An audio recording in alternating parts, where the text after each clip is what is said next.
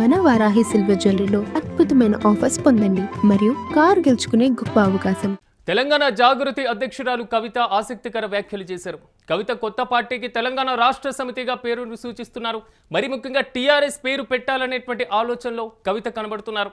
జయశంకర్ సిద్ధాంతాలతో కాంగ్రెస్ను ఢీకొట్టడమే లక్ష్యమంటున్నారు కవిత. అయితే తెలంగాణ రాష్ట్ర సమితి పేరు ఫ్రీ అయిందని, ఈ నేపథ్యంలో టీఆర్ఎస్ పేరును ఎవరైనా వాడుకోవచ్చంటూ కూడా కవిత వ్యాఖ్యానించారు.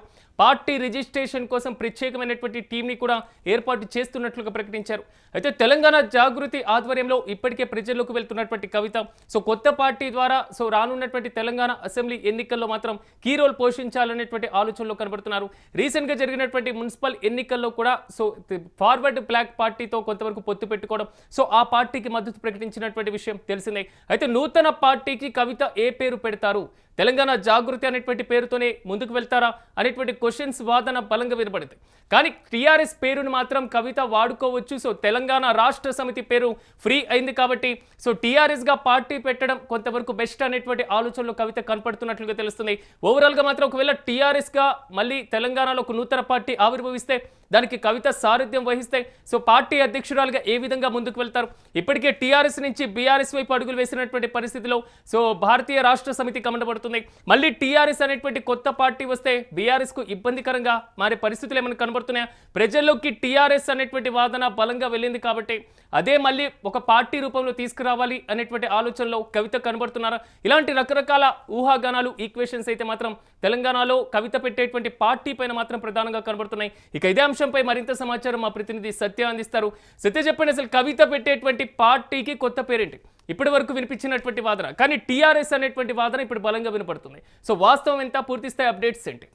మీరు అన్నట్లు సిరాజ్, ఇప్పటికే ఏప్రిల్ 25వ తేదీన పెద్ద ఎత్తున తెలంగాణ జాగృతికి సంబంధించినటువంటి కల్వకుంట్ల కవిత పార్టీని అనౌన్స్ చేయబోతున్నారు. తెలంగాణ ప్రజా జాగృతి అనే పేరుతో మరి పార్టీని అనౌన్స్ చేస్తారు అనేది దాదాపు ఖరారైంది. కానీ ఇప్పుడు ఏదైతే గతంలో టీఆర్ఎస్ ఉన్నటువంటి పార్టీ బీఆర్ఎస్ గా మారినప్పుడు ఆ బీఆర్ఎస్ ఏదైతే ఆ టీఆర్ఎస్ పార్టీకి సంబంధించి ఆ మొత్తం కూడా గుర్తుంటుందో ఆ పార్టీ కూడా ఇటు సెంట్రల్ కి సంబంధించినటువంటి ఎలక్షన్ కమిషన్ అనేది ఫ్రీజ్ లో పెడతారు.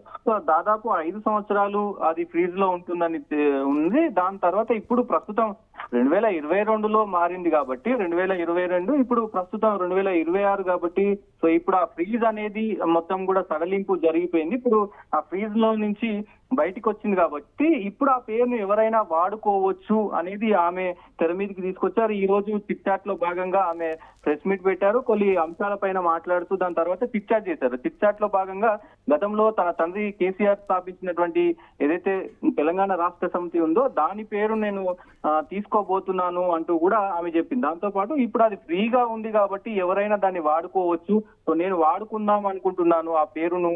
ఎందుకంటే తెలంగాణ రాష్ట్రంలో టీఆర్ఎస్ అంటే తెలియని వాళ్ళు ఉండరు. ఆ టీఆర్ఎస్ మరి ప్రజల్లోకి వెళ్ళి ఉంది కాబట్టి ఇప్పటికే ఆ పేరును వాడుకుంటాను. కానీ ఇక్కడ నేను ఆ పేరును వాడుకోవడానికి గాని ఆ పేరుకు సంబంధించి మాత్రమే వాడుకుంటాను. అయితే ఏదైతే ఎజెండా కావచ్చు, ఎజెండా కానీ దానికి సంబంధించినటువంటి విధి విధానాలు కానీ డిఫరెంట్ గా ఉంటాయి. మేము ఏదైతే జయశంకర్ కి సంబంధించిన ఆచార్య జయశంకర్ సిద్ధాంతాలతోనే తన పార్టీ నడుస్తుందని, కాంగ్రెస్ పార్టీని ఢీ కొట్టడమే తన ప్రధాన లక్ష్యం అంటూ ఆమె చెప్పారు. అసలు బీఆర్ఎస్ పార్టీ 2029లో వచ్చే ఎలక్షన్స్ లో అసలు అంటే సీట్లు రావాలంటే చాలా కష్టము. ఓన్లీ కాంగ్రెస్ పార్టీకి మాత్రమే ఇప్పుడు నేను ఆపోజిషన్, కాంగ్రెస్ పార్టీతోనే నేను ఢీ కొడతానంటూ కూడా కామెంట్ చేసిన పరిస్థితి. దాంతో పాటు టీఆర్ఎస్ పైన కూడా చూస్తూ ఉన్నారు. అంటే ఇది ఎంతవరకు సాధ్యం అసాధ్యం అనేది కూడా ఒక కమిటీ వేసినట్టు తెలుస్తా ఉంది. ఆ కమిటీలో కొంతమంది పనిచేస్తా ఉన్నారు.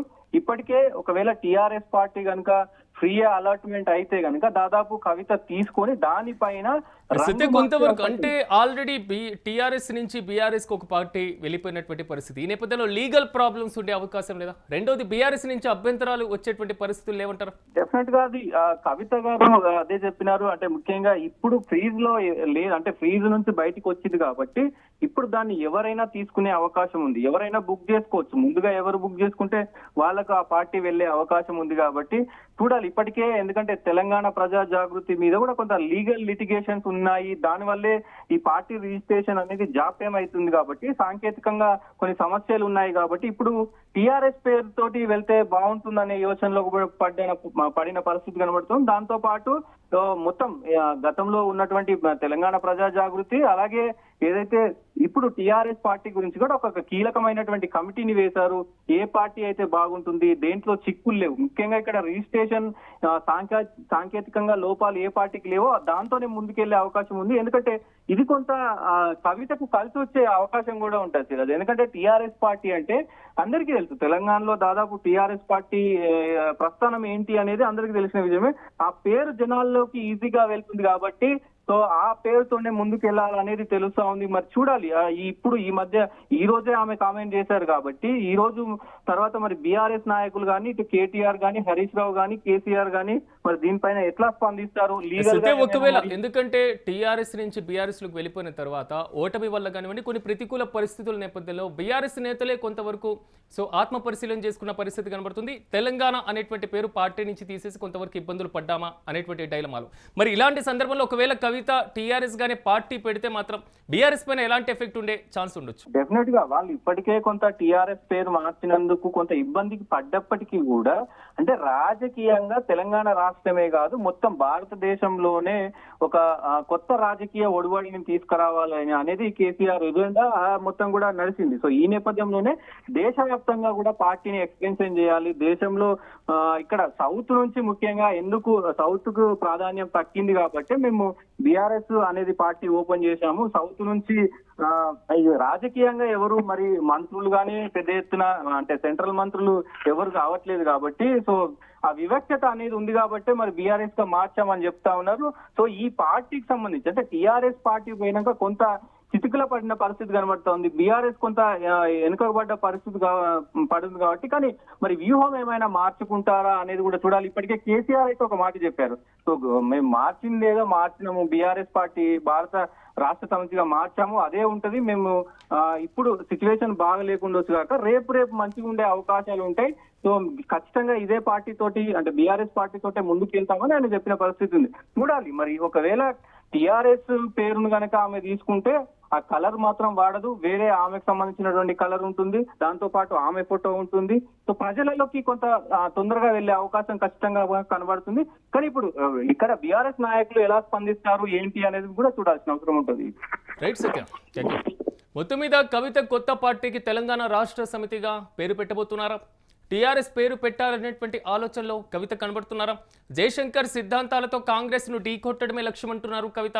ఈ నేపథ్యంలో తెలంగాణ రాష్ట్ర సమితి పేరు ఫ్రీ అయిందని, సో టీఆర్ఎస్ పేరును ఎవరైనా వాడుకోవచ్చని, పార్టీ రిజిస్ట్రేషన్ కోసం ప్రత్యేకమైనటువంటి టీంను ఏర్పాటు చేశామని కవిత తన మనసులో మాటను బయటపెట్టారు. సో వివిధ పేర్ల పరిశీలన చేసుకున్న తర్వాత ఫ్రీ అయినటువంటి తెలంగాణ రాష్ట్ర సమితి టీఆర్ఎస్ పేరునే ప్రధానంగా పరిశీలన చేసేటువంటి అవకాశం అయితే చాలా స్పష్టంగా కనబడుతుంది. సో తెలంగాణ పూర్తి స్థాయిలో వార్డు ఉంది కాబట్టి, కవిత నోట ఈ మాట వచ్చింది కాబట్టి, ప్రజల్లో ఆల్రెడీ టీఆర్ఎస్ అందరికీ తెలిసిపోయింది కాబట్టి, సో ఈ పేరుని పరిశీలన మాత్రం కవిత సుదీర్ఘంగా చేస్తున్నారు. సో దీనిపైన వర్కౌట్ చేసి న్యాయపరమైనటువంటి చిక్కులు లేకుండా ఎన్నికల సంఘం నుంచి గ్రీన్ సిగ్నల్ వచ్చే విధంగా మాత్రం ప్రాసెస్ను ప్రక్రియను ముందుకు తీసుకెళ్లేటువంటి ఆలోచనలు మాత్రం కవిత కనబడుతున్నట్లుగా తెలుస్తోంది.